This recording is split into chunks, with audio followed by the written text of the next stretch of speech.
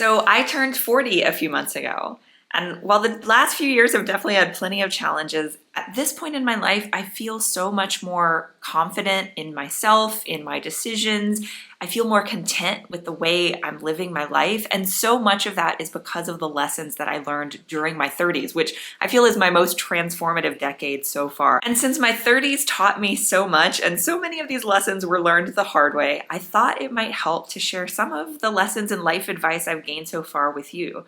Now, let me preface this by saying this is based on my own lived experience, and not all of these lessons will apply to everyone, right? We're all wired differently. We all have different circumstances and situations and lived experiences. That said, I hope that these lessons can be helpful for you, even just a little bit. My first big lesson from my 30s was around boundaries and knowing and communicating your own needs. Looking back, I can see a lot of situations in my life where I sort of ignored my own needs. I didn't pay attention to red flags or even orange and yellow flags sometimes. And I regretted it later. I got myself into a lot of hurt and a lot of pain. And luckily now I feel like I've learned a lot of lessons because of that, because I paid attention to what I was going through in those situations. I've had a tendency for a lot of my life to think with my head, right? And we often, our heads are how we think, right? But there's other, we're wired sometimes in other ways to have like our gut tell us things. And I'm definitely wired in that way, where there were times looking back where, in relationship situations or work situations, dealing with clients, where in my gut or somewhere in the back of my head, I had this sort of red flag telling me this wasn't right for me, right? Maybe that situation, whether in that relationship with that person or that client in a work situation, maybe it'd be great for somebody else. It just didn't feel right for me at that time in my life. But whether it was a relationship and, still having feelings for that person, or whether it was a work situation and like needing the money from that situation. And so logically, I was thinking, go ahead, move forward, like keep going. And I ignored the red flags, and it came back to bite me in the butt. So since this whole video is about lessons I learned in my 30s, it's important to share a really big shift that happened in my mid-30s. So in 2018, which is the year I turned 35, I went through quite a few major changes, but the biggest one was I left a relationship that was a 15-year relationship. So I had started dating somebody when I was around 20 and ended up leaving that relationship when I was 35. And we never got married, but we were in a long-term living together relationship. And there was a lot of good of that relationship, but there were also things from very early on where I ignored my own needs, quite frankly. I think relationships can be one of those places where it can be sometimes the hardest to enforce our own boundaries or to express our own needs, especially when we're younger. I've gotten a lot better at this because of going through that relationship and that breakup. But it took me a really long time to honor what I truly needed. And a lot of that for me was that head and gut disconnect. I had to learn to pay attention to those things that weren't just based on logic. I've always tried to be very open-minded to different types of, we all have different things that we want out of life. There's not like one fits all solution for everybody, whether it's relationships or businesses or whatever. Like we're all different, right? And I think in that openness, I tried to be open to situations that weren't right for me. Quite frankly, in that long-term relationship with my ex, we navigated different versions of what an open relationship could be. And that was something that he always wanted. And even from the beginning, it was never really something that vibed for me. That said, I've always thought that, that can work for some people. I know people in polyamorous relationships where it works out really well for all the parties involved. But somewhere deep in my gut, I always knew it wasn't really what I wanted. And so it was almost like me trying to be so open and understanding of other people's situations put me in a situation where I wasn't putting my own needs first. I think for those of us who are very empathetic, very highly sensitive, this can definitely be one of those places where boundaries and sort of paying attention to our own needs and wants can really pop up, be a stressor, right? because we do want to take care of other people.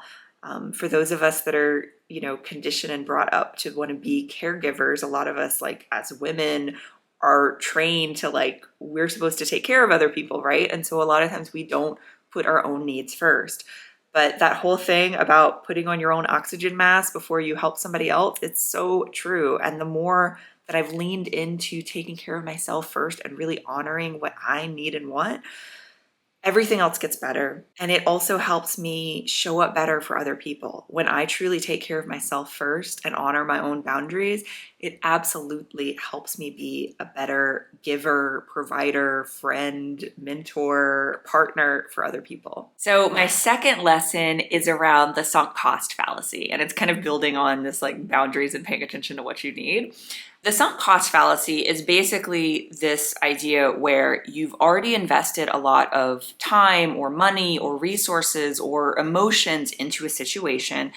And even though all signs point to it would be better to just cut ties, abandon the situation, jump ship, go do something different, change direction, you still, because you've invested so much time or money or emotion or whatever into it, you keep going. Now, the sunk cost fallacy is definitely something that I dealt with throughout that long-term relationship. I spent 15 years of my life with this person. We started dating when I turned 20, and I stayed with him for another 15 years. And so that is a huge chunk of my life. It was all of my 20s that I was with this person. And there was a lot of good in that relationship, and there were a lot of good memories.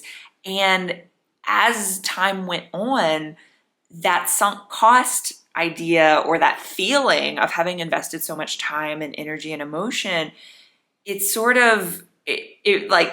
snowballed, right? It became harder and harder for me to move on. I know there was a situation where, we had a really rough spot about 7 years in, and that was almost even a sticking point. He was like, oh, we've already been together for 7 years, we should keep going.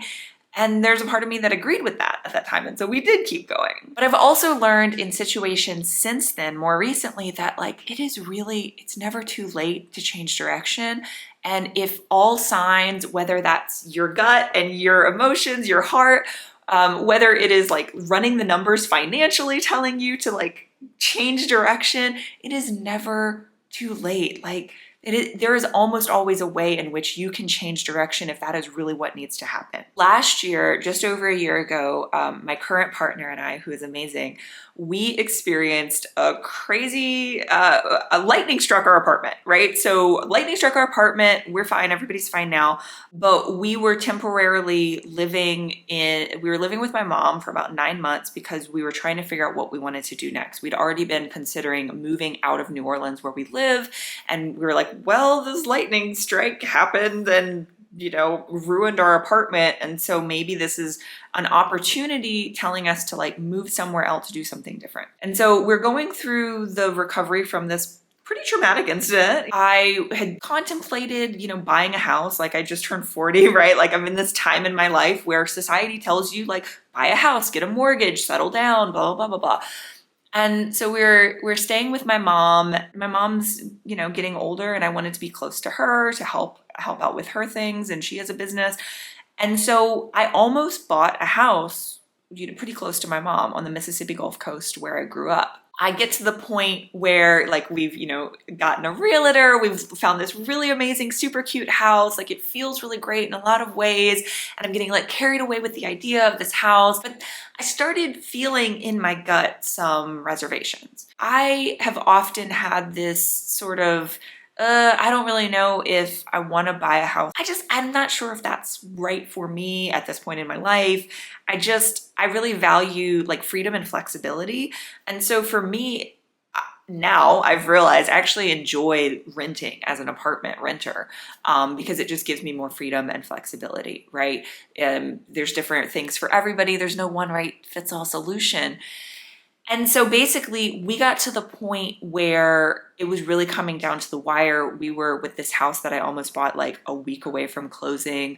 I had already, gone through the inspection. They had already issued an appraisal, all of this stuff. And everything in the back of that, nudge in the back of my head, everything in my gut was just telling me I don't think this is what I want to commit to, right? Like buying a house is a big commitment. That is a long-term commitment, right? And certainly I could buy the house and later sell it, but I was at this point where it was like, it wasn't too late to back out.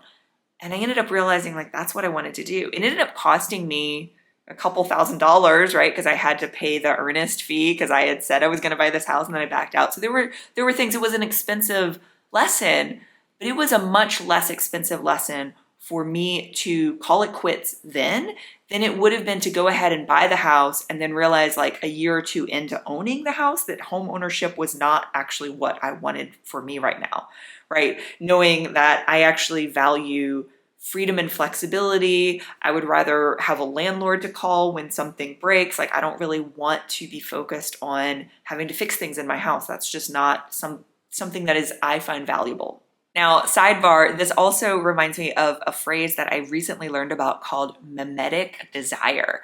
So if you think of memes, like memes on the internet, like the way that sort of human ideas spread around, mimetic desire is kind of this idea of like, we desire things because society tells us we should, essentially, right? Like, you know, the way that trends happen. Like we all want a thing because we've been told we should want that thing. Like owning a house or having kids or running a small business, right? Like none of those things apply to everybody. For many people, owning a home is great, but it's not for everyone. For many people, having children is great, but it's not for everyone. I also don't have children. That's never been a thing that I personally have wanted for my life. So again, I think it's really important to get clear on what you want and what you don't want. And if you decide in the middle of something that you really actually don't want a thing or that you do want something different, it's okay to pivot. It's okay to realize that maybe you're going to lose a little bit of money, but you lose a lot more if you went moving forward in the same direction. Or maybe you'll have to go through some emotional turmoil, but in the long run, leaving a situation may be better. Okay, so my third lesson from my 30s is about the power of gratitude and a gratitude practice. So I mentioned already my 2018, my year that I turned 35, I went through a lot of stuff that year, including a very big breakup from a 15-year relationship. One thing that helped me get through that really tough year was gratitude. So at the beginning of 2018, I decided to do this 365-day, once a day sort of gratitude practice. I decided that I was going to do this hashtag year of gratitude. I was going to post it publicly on my Instagram and Facebook, kind of as a way of like holding myself accountable to doing it. I can be self-motivated and I can do things just for me, but sometimes for certain things, I also need outside accountability to sort of like keep me to it. And every single day of that entire year, I posted some sort of picture to Instagram and I posted a caption sharing something I was grateful for. It really was a practice because there were some days where I was just like, things were busy and I was like, I'm grateful for homemade Belgian waffles today. Sometimes they were like super silly and ridiculous and just short and sweet. And then other days stuff got really hard and it was hard to think of anything that I was grateful for. I started this year of gratitude at the beginning of 2018 in part because I had been working full-time in digital marketing for about 5 years at this point. I transitioned to working in a full-time digital marketing career right at the beginning of my 30s. And at this point, I was also telling myself a lot of shoulds about like what I should be doing on social media, how I should be using Instagram to build my personal brand or whatever. But like when Instagram first came out, I used to see it as this like tool for creative expression. I really loved it when it was just the square photos because it was sort of this creative constraint. Like I would take the square photo on my phone and it would be a way to like look at the world differently and take pictures of little cracks in the sidewalk or like mosaic tiles or very, very simple things. But then it's like wanting to get popular on social media, wanting to like build my personal brand, all of the shoulds and the perfection and the comparison, all of that stuff had started to take over. Doing this hashtag year of gratitude practice was part of trying to break free out of that, trying to just do something every single day, no matter how good or bad or whatever it was, just the act of like doing it, putting one foot in front of the other. So the year of gratitude started January 1st. Towards the summer, as things became clearer and clearer to me that this was not working, this was, not something that I wanted to continue for the rest of my life, that I needed to end. I was suddenly so grateful that I had created this daily practice for myself, because in those next few months, in the like latter half of 2018, as I'm going through ending this relationship, and then the same month that I ended the relationship, my job situation sort of fell apart and my dog died too, my elderly dog. So there was like all of this stuff that kind of coincided and happened all at once. Stuff always happens in threes. Why does stuff always happen in threes? But all of this stuff happened all at once. And at that point, I kind of built the muscle of this daily gratitude practice. And even though it was still really hard on some of those days to think of anything I was grateful for, just that act of like trying to find even the something simple like the homemade Belgian waffle, trying to be grateful for those little things, that is a huge part of what got me through that really tough year. And then my fourth lesson from my 30s is another thing that really helped me get through that tough year of 2018 in my mid 30s, and this is self-compassion. So self-compassion and a book by that same name by Dr. Kristen Neff is something that I had heard about from my friend Lelia Galland, who is amazing, but I hadn't actually read the book yet until, as everything was falling apart in my life, I was suddenly like, maybe I should check out that book about self-compassion. This seems like a good idea. So Dr. Kristen Neff is a researcher. She's done a ton of research and study into self-compassion. And one of the things that they found is like, as we are able to develop self-compassion for ourselves, we also end up becoming more compassionate towards other people. And this is something that I definitely started to experience for myself. And I will say, much like gratitude, self-compassion is a practice. It is a muscle that we have to learn to build and flex and practice. And this was definitely my experience. So growing up, like throughout my life, I have often been a perfectionist. I have often been an overachiever. Like I'm always like shooting for the stars and trying to catch them. And if I can't, I'm like beating myself up for it. Gotten a lot better in the last 5 years or so because of this self-compassion practice. But I will say that I'm one of those people that until that point, until about 5 years or so ago, I would talk to myself like internally, mentally in ways that I would never talk to anybody else. Like I would say stuff to myself that like I could never imagine myself being that cruel or that mean to anybody else, right? But I would do it to myself. And I think there's a lot of us that do that. Learning to practice self-compassion was so freaking hard at the beginning. But one of the things that I think this is one of the things that Dr. Neff recommends, and it's one of the things that, when I'm in my really hard, tough spots, try to do is like, you can think of yourself as your child self and kind of like talk to the like 5-year-old version, like 5-year-old Mallory, like how would you talk to 5-year-old Mallory, right? Versus like beating myself up and talking to like me like I'm upset with myself right now. Think of yourself as that sweet little kid, and what would you go back and say to them, and how would you help them get through things, right? And talking to your current self in that same way. One of the other things that Dr. Neff talks about in this book, Self-Compassion, is around identifying with our common humanity, right? Like thinking about the fact that we are not alone, as much as it may feel like it sometimes when we're going through really hard things, even though maybe they're not things that everybody's experienced, but it is very, very, very unlikely that we are the only person that has ever experienced that. And it's very unlikely that we're even the only person experiencing that currently. You're not alone. Somebody else has gone through or is going through very similar stuff.